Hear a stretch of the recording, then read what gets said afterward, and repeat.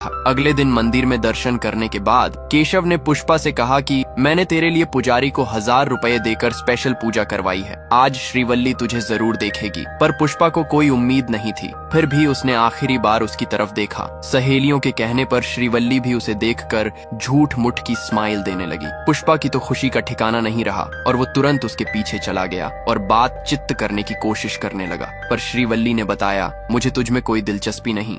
वो तो तू मेरे लिए कावरा बावरा हो रहा था और तेरे दोस्त ने देखने के पैसे दिए थे, इसलिए मैंने देखा। पुष्पा की इज्जत का फालूदा हो गया। काम भले ही कैसा हो पर चरित्र साफ था। आज केशव ने उस पे भी दाग लगवा दिया। पुष्पा ने पूछा, देखने के 1000 लिए क्या? अब जा उसको 5000 दे और बोल मुझे पप्पी देने को। तूने बदनाम कर ही दिया तो अब कर ये भी। इधर पुष्पा के बताए तरीके से टैंकर भर भर के माल भेजा जाने लगा और गोविंद हाथ ही मलता रह गया। माल सिर्फ टैंकर ही नहीं बल्कि एम्बुलेंस और बारात ले जाने वाले ट्रैक्टर से भी भेजा जा रहा था। सब बढ़िया चल रहा था, लेकिन एक दिन गोविंद ने टैंकर को डंडे से ठोक कर देख लिया। आवाज से पता चल गया ऊपर दूध और नीचे कुछ और है। टैंकर ले जाने वाले 2 लोगों में एक श्रीवल्ली का बाप भी था। पुलिस ने उन्हें बहुत पीटा। उन्होंने कहा, हमें तो पुष्पा ने काम से लगाया था। तो गोविंद ने उन्हें एक ऑफर दिया। दरअसल मंगल सीनू का लगभग 200 करोड़ का माल चेन्नई जाना था पर अभी तक गया नहीं। संभवतः वो रेड्डी के अड्डे पे छुपाएगा, तो तुम्हें बस उस लोकेशन की खबर देनी है और बदले में 50 लाख का इनाम दूंगा। गोविंद का अंदाजा सही था।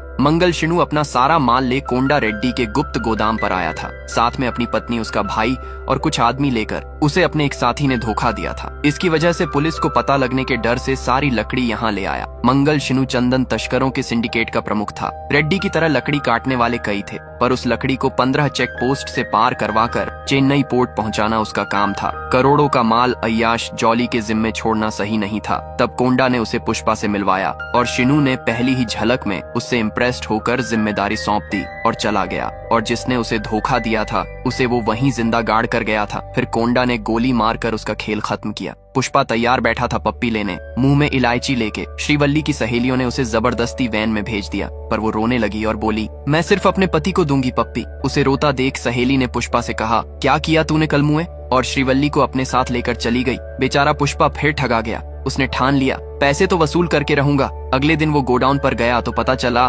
जॉली रात भर वहाँ पार्टी करता रहा और माल लोडिंग नहीं करने दिया, जबकि पुष्पा ने रात में ही माल चेक पोस्ट से पार करवाने का कहा था।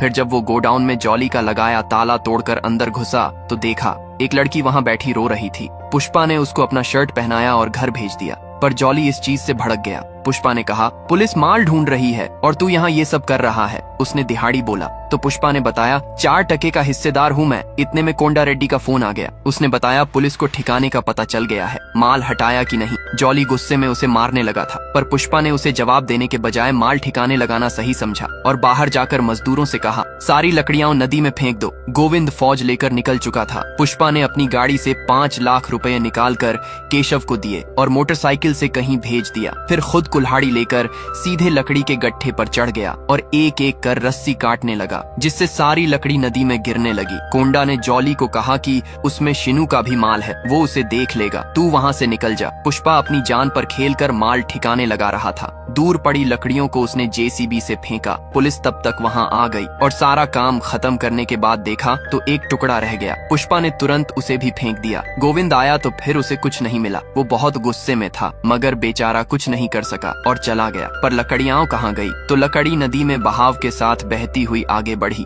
और डैम के पास पहुँच गई। तब तक केशव भी वहाँ पैसे लेकर पहुँच गया था। उसने 5 लाख रुपए देकर डैम के गेट बंद करवा दिए, जिससे सारा माल वहीं अटक कर बहने से बच गया।